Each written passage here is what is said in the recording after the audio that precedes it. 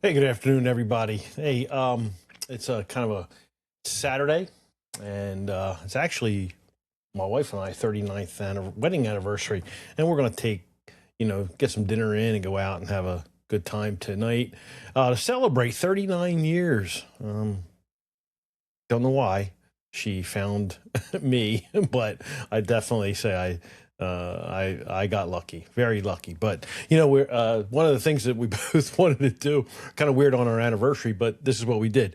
We uh, we cleaned the garden. She took care of the gardens and the flower beds, and I was cleaning out the basements. So the exciting things you do when you get to your 39th and above, you know, anniversary. Anyway, I found some really interesting stuff that it just made me sit and, when you're cleaning things out, you're going to remove stuff, right? But there's always that thing or things that you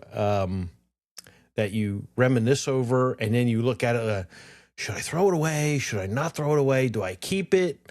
And a lot of us will go, I'm going to keep that. I'm going to use it someday.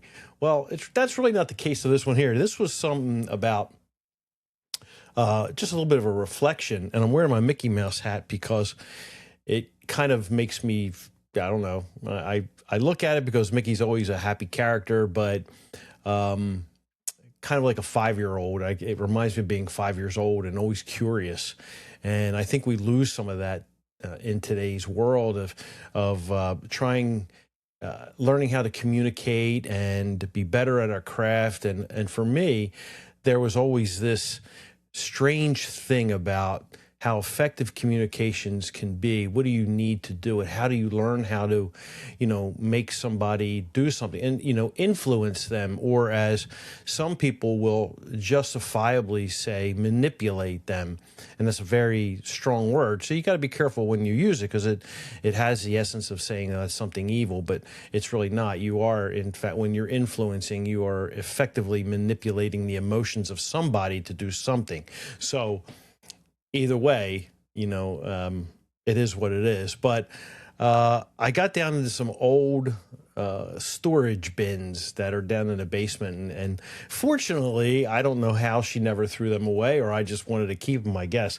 But they're old marketing programs and lessons and subscriptions and things that I've been through in learning how to be this better communicator. And it was really interesting because as I get, growing up in the service station business, you were always, asking, can I fill it up? Can I do this?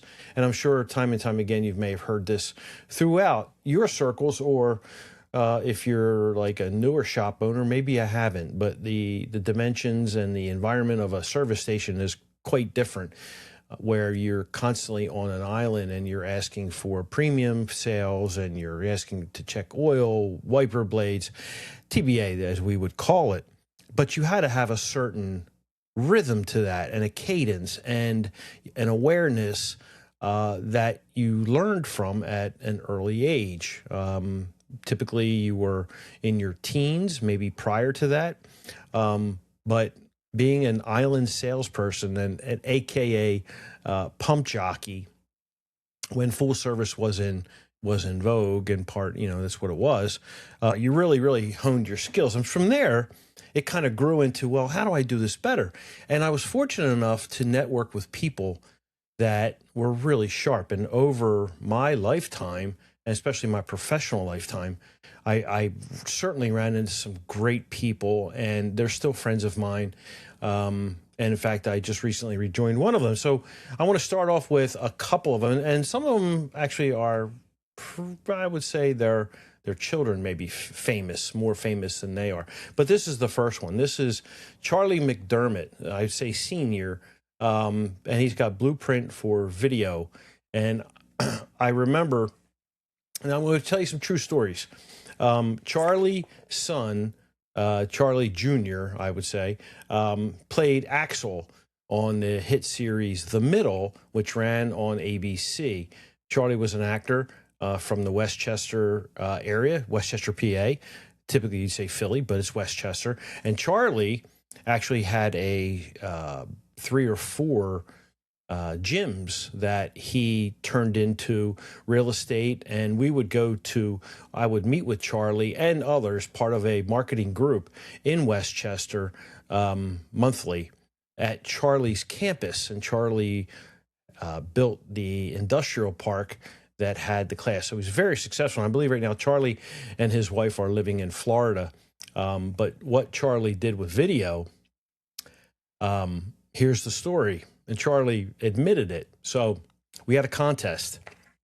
And the contest was who could make the most creative video that, it would be entered in a contest and you'd win such and such. I really can't remember what the prize was.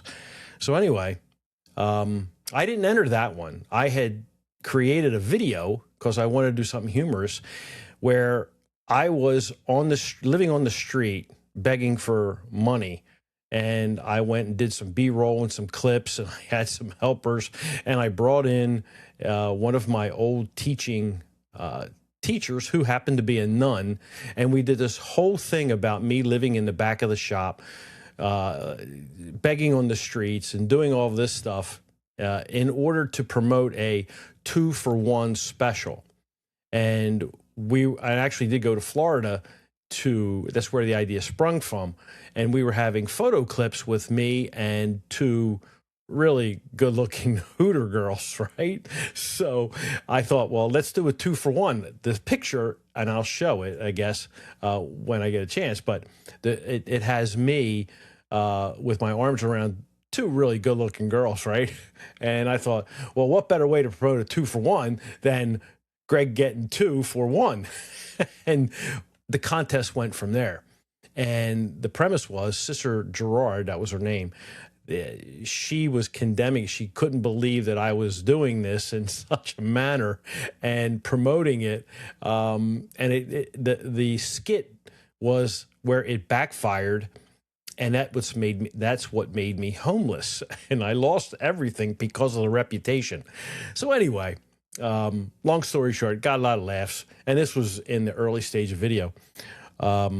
And I filmed it out back and of the shop and on the freeway and everywhere. I'll have to run. It's about 8 minutes long. I think it's about 8 minutes long. Anyway, Charlie McDermott took that idea and ran with it to a national contest and won. And, I looked at it and going, all right, because back then, like it is today, R&D, rip off and duplicate, that term was really prevalent back there, more so than what it is today. But I didn't take any offense. He came up to me and says, hey, man, it was such a good idea. I said, I hope you don't mind. No, I wasn't going to go any further with what I did. But Charlie put on a presentation. And now here's the marketing kick on this. As you can see, there's a bunch of DVDs, okay, called Standout Marketing. And it says, build a massive list and profit from your own internet TV show. Crazy, huh? This is, I think, 2010. 2010. Build your own internet TV show. Can you imagine that back in 2010? I mean, all you had pretty much was like YouTube back then. But what he did was, it was pretty cool. So I went to this seminar. He owed me one. So anyway, I went to this. And, Charlie would tell you everything you need to do a video. He would tell you the camera, the setup, the angles, everything. And then he would go, do you really want to do that? So he would convince a DIY person to go, wow, that's so much hassle to do it themselves, right? And so that's why you would hire Charlie to come in and do the video. A very unique presentation, but he laid it out. It was about an hour and a half, maybe a 2-hour presentation. Then the close came, and the close was, hey, why do you want to do this on your own? Aren't you better than you're the CEO? You don't need to be all this. Let me take it off your hands. And, for those that signed up, you would let Charlie come in, do the production, and get yourself going. He had a studio. He had everything there for you to do your own video and your own TV show. which nowadays it could be a podcast with video, and there you go. You've got your own studio. It's very, very easy to get into, but this is 2010. Now, to get into some other things, I actually forgot about this next one. A gentleman by the name of Fred Katona. I haven't learned if he is still on this earth, but he was a radio disc jockey, programmer, and executive, I believe. And what he wanted to do was, at the time, show you how you can make your ads, do your business, gain business on radio, real terrestrial radio. And this is from, I don't have a date on this. We'll try and find it. No, there's no date. It had to be the same time frame. 2010. It was 2010. All these guys were coming out 2010. So Bulldozer Digital, pushing sales your way. Now remember, a lot of these guys were all informational marketing, right? Info marketing for short. That's what they called it, info marketing, because they were selling information as they do today in order for you to learn how to utilize the technology, whether it's, whether it's strategic, whether it's email, paper, whatever. You're going to learn in a course. These courses were being sold, and you can see this one was $249, and of course $249 equals $199, and then it equals $59.95. Yeah, it goes right on down. Anyway, make big money with radio. How about that? Make big money. And I'm finding these stuff as I'm going through all of my containers and storage bins. So it says, you have a decision to make. I'm going to read the back of it. You have a decision to make. You can spend weeks, months, even years growing your business, burning up a lot of time and money, getting the results you need. You have a daunting array of diverse yet very effective marketing media at your disposal, such as email marketing, search engines, social media, blogging, Facebook, LinkedIn, YouTube, etc., plus newsletters, articles, and it goes on, pay-per-click, but all you need to do is research and study the pros and cons of each, or you can quickly and easily learn how to write an attention-grabbing 60-second radio ad and in one day have it produced for virtually nothing. Heard by millions of potential customers. Here's the unexpected part. You will pay bargain basement prices for the media, less than you can imagine. There are even 3 ways to get free radio results. And one of the free ways is if you can tie it into a nonprofit, they have PSAs, and PSAs, the terrestrial radio has to offer certain time spaces for PSAs to run. They could be scrap time, and they might give you 5 slots in the off hours and 1 prime. It all depends on what you can negotiate, but that's a PSA. That's one way of getting it free. The other ways probably are more or less like traditional bartering. And I don't recommend bartering at all. I've been down that road, and I would not advise it. You come out, the shops, automotive shops come out on the losing end, especially if you're trying to maintain a fleet of cars. Radio stations are seriously always in debt. I mean, it's a very low profit situation. And you remember, if they don't sell airtime, they're not making money. And so they want to mitigate that as much as possible, and they'll do it on your back. So you got to be careful with that kind of stuff. Also, you got to protect your content. Whatever. Just kidding. Okay, so Fred spells it out. It's your decision. The results, you will blow open the floodgates for immediate and massive sales. Your ROI will go through the roof. And with my proprietary radio formula, it happens all the time. You see how they're writing, right? They're building you up. They're getting you to think about what you can do with making money on radio. And Fred, I give Fred props. He really went after it. This is a, let's see, there's 2 of them. Make big money, and there's make money, so free radio. So I guess I got 2. This was $99. This was $249. I probably bought both for $1.59, I think. Anyway, but you got make big money, and then you make money free. So they're all good. They're all good. In fact, I just someone had asked me because I was reviewing an ad for a person, for a company, and I was listening to the visual. I was watching the visual, and then I was listening to the visual. And there's a couple of ways that, you want to look at any type of media that has a voiceover or that you're recording, even yourself. Some guys, won't even bother to take a listen to their own ad.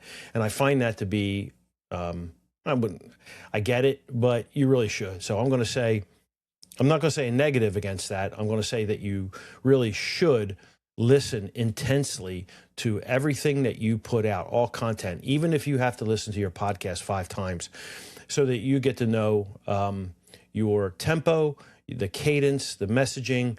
All of that is critical when it comes to dealing with audio. You do comprehend audio faster than video. It's milliseconds, but it's very important because you're actually picking up and understanding the message before you're actually seeing it. And it's very, very minute, but it's still very important. And your audio, everything about it has to be crystal clear. And the message has to be delivered. So I was listening to this message because I said, it's a wonderful ad. It's incredible. The music that plays underneath of it, it takes you through the crescendo, brings you up. The problem is when it brings you up, it drops off and there's nothing there. There's no call to action, and it really dries out very quickly, leaving you going like, what the hell is that? And there's no anything. So reviewing it, it was 47 seconds. Now, there are some timelines you follow with radio and effectiveness, and also for media in general, especially if you're doing shorts and all that. You can go, 3 minutes with all of the primary content and reason for watching this up front. So even though it might be a 3-minute video, the first minute is critical, right? So what I would like to practice and try my best to do that is to put everything up front. And, as I learned from a professional engineer one time, the key is know what you're going to say, get in, get out, right? So in the first 30 seconds, you practice everything that I've been through. The exercises were to get it as truncated as possible. Get your message out in 30 seconds. The other 30 seconds can be for, okay, where am I? What do I do? How do I get to me? Right? But the first message is, why do you need me? And that's why you have to explain your story in like 30 seconds on the front side, and the back side can be a little bit different. Now, when I say listen to all of your media content that you're having produced for you, it's really important because you don't know where the gaps are, and have a second set of ears if you need it. But it's important to know how your message is being transmitted, how it's being read, where all of those things come into matter. So anyway, that was Fred and Bulldozer Digital.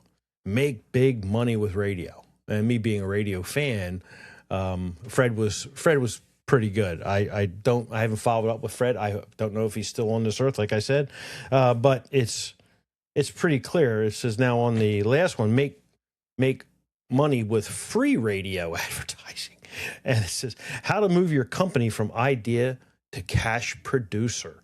Right, so you can hear. I don't know about you, but I'm hearing a radio DJ voice coming in on this. How to move your company from idea to cash producer. Follow me at right. So Fred Katona, priceless and free credit report from startups to evaluation of over $20 billion, finally reveals the closely held formula to use to launch his own company at a time when he was cash strapped. Fred sold millions of dollars of products for hundreds of companies and to millions across America. And I think he did. He was more than just radio. He was the CEO of a couple of pretty large companies. But anyway, that's number 2, And again, I'm going through all of my bins and my journey with knowing how to market. And I'm still not. I still like learning, and that's I try to think like a 5-year-old, always asking, well, why, or how, why, what, and you got to do that for everything. You got to keep going. Now, this next one, is caught from StomperNet. Now, if anybody else remembers StomperNet besides me, we got to get a phone call in, because this is actually, I would say, the start of digital internet marketing. These guys here, it's called the Net Effect. Okay, and this is edition number 1. So this is the OG of internet marketing, and you can see the group that's here. Now, every one of these gentlemen, I don't see any women. No. All of them were incredibly successful in their style of marketing. Okay.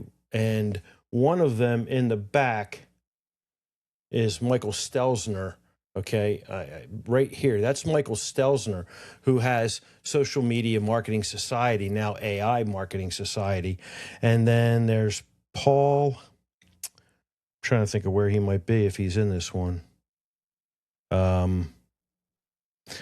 Paul and Andy, I think Paul and Andy right here. I wish I could remember their name. Let me look through this, because they are actually still active. Paul Cullen. Paul Cullen. I think that's his name. Gee, Merry Christmas. Andy Jenkins was the other gentleman. Paul Culligan. That's who it was. Paul Culligan. So that's Andy Jenkins. That's Paul Culligan right back here. Now, I believe Andy may have passed away. I'm not real sure.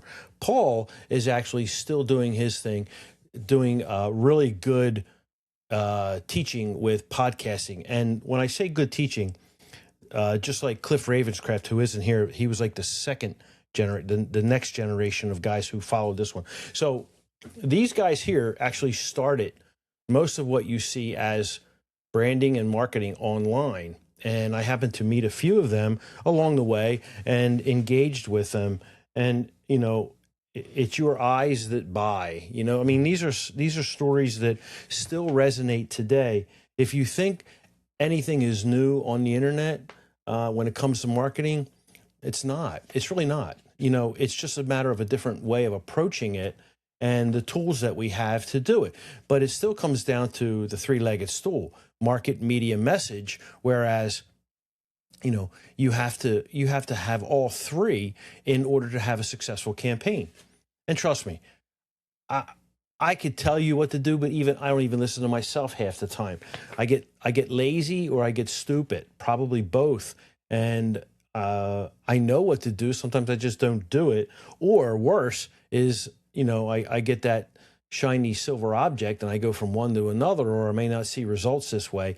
But honestly, I learned a hell of a lot through this group. And still, some of the stuff, if you ever go and, you know, go back through YouTube or whatever, I would recommend signing up for Michael Stelzner's AI Society or Social Media Society, whatever. I think there's two, but he's got a podcast. He's got a few podcasts. Paul Culligan is the same way. Very sharp, just really good, sharp guy. Practical information. Nothing that's going to, like, okay, I don't know, be too crazy. But it's all rational. Like, tells you straight up. Shotgun, just really good stuff. So again, this is from, I'm trying to figure out what year this is. 1980, 2008, right? So, and I've had the pleasure of being online for quite some time. So I kind of like followed a bunch of these guys. It just grabs me. It's like you know, people buy boats and all that other good stuff. I like buying courses about marketing or whatever. Okay, so in 2015, I really had the pleasure of but joining a group by one of the guys who I had been part of the marketing group in Westchester. Unfortunately, that group kind of like just went on its way, disintegrated. We still are friends. We still keep in touch with one another. We don't meet as regularly, but, you know, every once in a while we'll share some ideas and just run with it. You know, it's very casual. But one of the gentlemen, Mr. David Freeze, is an estate attorney in Pennsylvania, Phoenixville. Very I really should try my best to get Dave on here because he is a fantastic speaker, very influential. He loves the military-esque type method of delivering information, getting you to think really hard about what you're doing and where it leads to, and gives you really good insight. So his group is called Black Ops, and you can find Black Ops. Just Google Black Ops David Freeze, and you'll come up to it. And you can join. It's a membership, of course, and you can do all that. But in 2015, I think it was the date 2016. We all met in Arizona, and you can see who our guest speaker was. Right, this is Jocko, and this was Jocko's first attempt at getting. He was being introduced. Dave had kind of groomed him on, the hows, whys, and whats of informational marketing, becoming that speaker, because Dave was a speaker himself. Now, Dave's practice is you have to be very well off to even kind of like get a meeting with Dave. He'll cordially take you on, but if you don't meet his criteria, I suppose, in estate planning, he'll kindly refer you out to somebody who is available at your level. But this is in Arizona, and 3 business Black Ops, 3 days to success, where we all met. And we sat and we break down our marketing campaigns, and we look for advantages, and we do all that. And we had the pleasure of hearing Jocko and his first attempt at his speaking engagements, where he talked about his book that was coming out. And this was Extreme Ownership, how him and Leaf got together to decide to bring military practices and processes to the mainstream business situation. And already he had been getting some leads to present in front of CEOs and corporations and corporate heads and all that stuff. But you can see where let me read you what our agenda was, because it was really unique. And I still feel that in all of our conferences, this is what we should have. Okay. Very different. But I can tell you that it's very rewarding, and it's a break from the traditional stuff. So on Friday, September 30th, 2016, this is day 2. Strategic to tactical force multipliers and implementation. So we're going to learn we learned how to intensify our marketing endeavors with the tools necessary to do that, and how are we going to implement them. So everybody had a breakdown, and it was really pretty cool. Now, 7 a.m. to 7:20, yoga and stretching.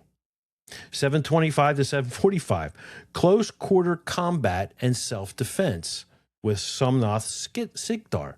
All right, and Somnath has a 3, I think they're called Dragon Dens, martial arts studio. So he would bring in martial arts. So for 1 hour, you're learning yoga, stretching, and martial arts out on the patio in the Arizona sun, right next to Camelback Mountain, or what is it? No, Mountain A, I think they called it anyway.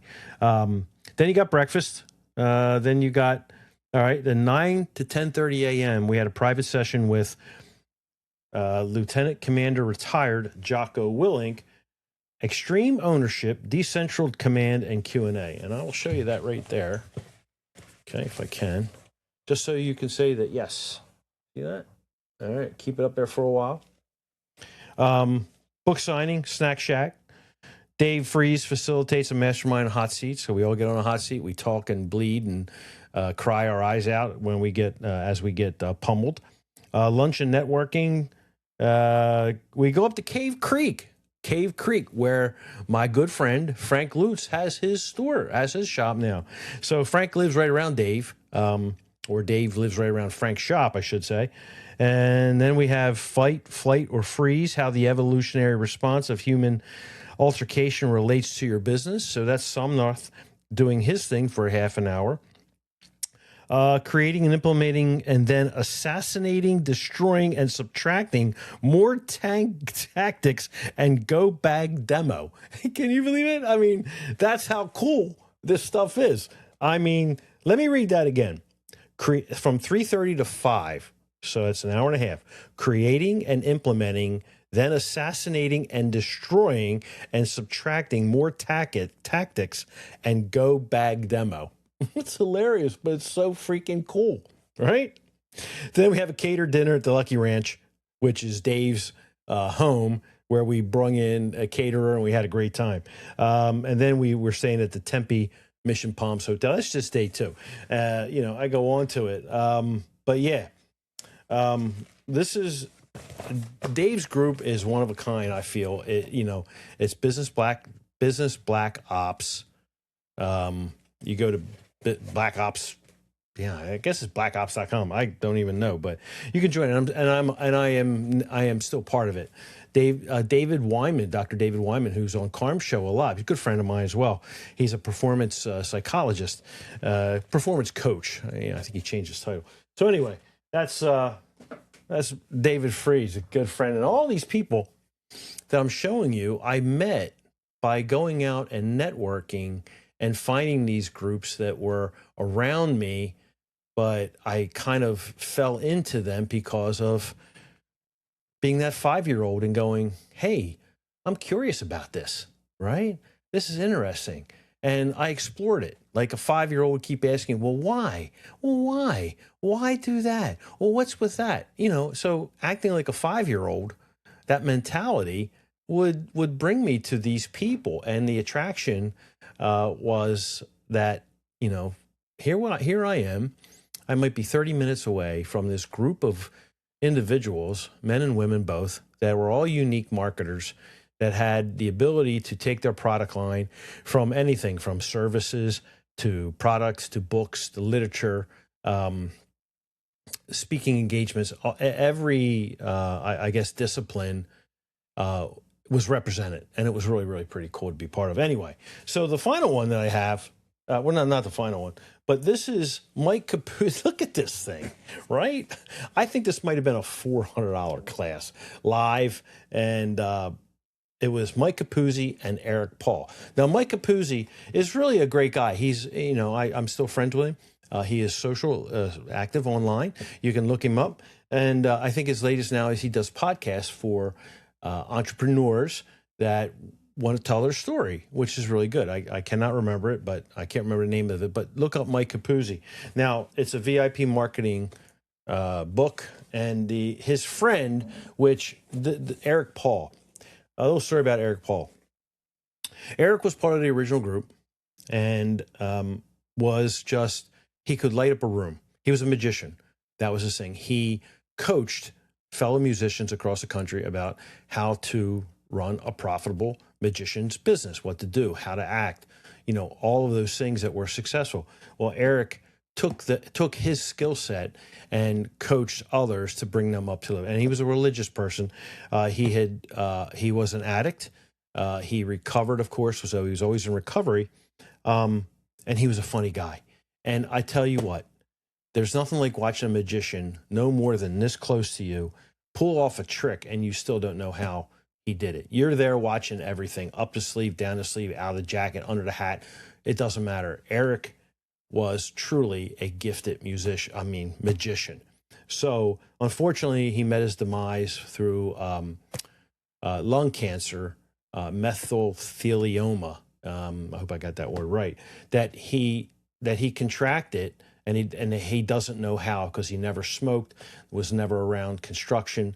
Just one of those freaky things where he contracted it, and it led to his death. And Eric was, but before he did all that, him and Mike had gotten out of it. Now, this book here is just full of, strategies. Need to have a story. Okay, so marketing calendars. You see I scribbled some stuff. Use dark black and blackout time to focus on marketing. Little things that they do. Again, was it 2008, 2010 that this was on? Feature of your events. Practical stuff that goes on. Word document. This was all part of the presentation. A blog, of course, blogging back then was big. the super conference. This is where we all met, Valley Forge. Mike was putting it on at the time. Here's some examples. Tap 3 steps in marketing success, 80,000 jobs. You look at the print, the word, the font, all of that is really important. And speed learning for entrepreneurs. We'd have roundtables. I think that's me right here, to tell you the truth. You know, I may recognize the back of my head. So there were, again, a lot of great people. How to tell, this stuff here, if you read it, how to tell a joke that you know is going to flop, but they're going to remember it later and go, wait a minute, I think I get that now. Like one of the things the day after. Magic happens. This is Eric's. So anyway, I think there's a bunch of Eric Paul. Yeah, whatever. So that's that.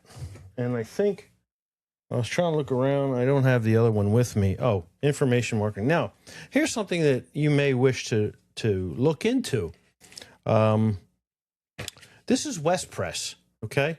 Now, West Press, I believe, is still in business. And they are the ones that will produce anything that you need at a really good price. I used to use them when I was doing more. Let's say that I wanted to send, I don't know, like a cushy bag stuff or a gift or, I don't know, some kind of promotion, like a stuffed animal, stuff like that, little things. Or I needed postcards done, or I wanted to do one-offs or something like that. I'd go to these guys, West Press.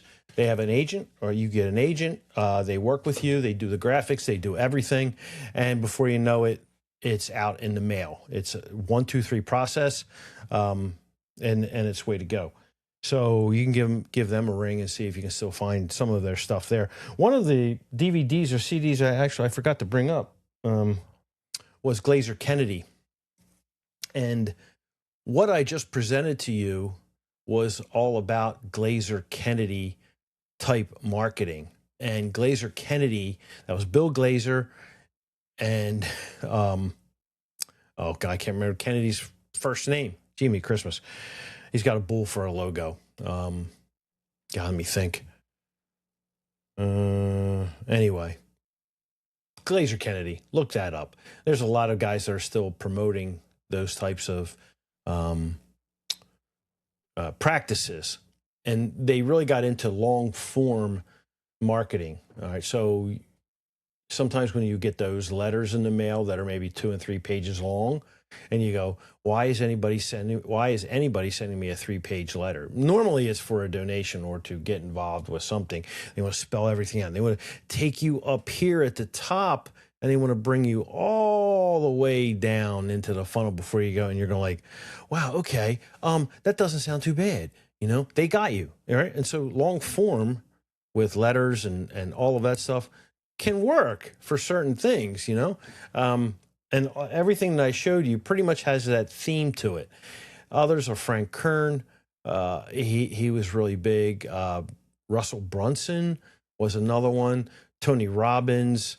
You name it. All of them learned the Kennedy style, the Glazer Kennedy style marketing type methods. And they work. They do. But it's just time. You have to understand it. So when you combine all of that, and you go back on Ogilvy, Ogilvy advertising and marketing, and some of the old school messages. What a really great exercise for you to do is to go back and look at all of the old ads that were created back in the 50s, 40s, 50s, 60s, 70s. Look at how they're written. Look at how they entice you, right? It's probably going to be a bunch of liquor, cars, and cigarettes, okay, and jewelry. All of those things were prominent back in that era. So, but it doesn't matter what the subject was. Learn to read and look at the construction of how the messaging is going, all right? Breathe it in and figure out how you use that in today's world. Now, it's digital. I get it. There's a lot of differences between then and now. You have 8 seconds to convince somebody. However, that doesn't mean that you can't have a 30-second or even a minute-long ad whether it's visual or audio, to be successful in. It all depends on how you're going to present it, how you're going to distribute it, and what your purpose is. All right. You see it every day. You might be engaged with someone who's putting out a 5-10 minute video. It's instructional. All right. And no matter who it is, you're watching it. All right. And that's a good thing, right? Because you're learning, you're taking it all the way through. And study your stats, study your video, see where it goes.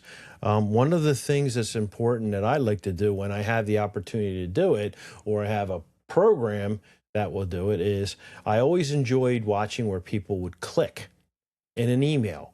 Let's say that they're clicking at the top of the screen on the first message, in the middle, or at the end. Because if more people are reading all the way through and down through the messaging, then, that's where the content should be. So there's all kinds of things to do. And I just wanted to get on here for and produce this little bit of show. I want to thank my sponsors from Overdrive and Auto Service Leaders for continuing on. And I look forward to doing a little bit more ShopSoup, Soup Radio, all that. And I want to make $1 million on radio make money with free radio. Anyway, have yourself a great day. We'll talk to you later. See ya.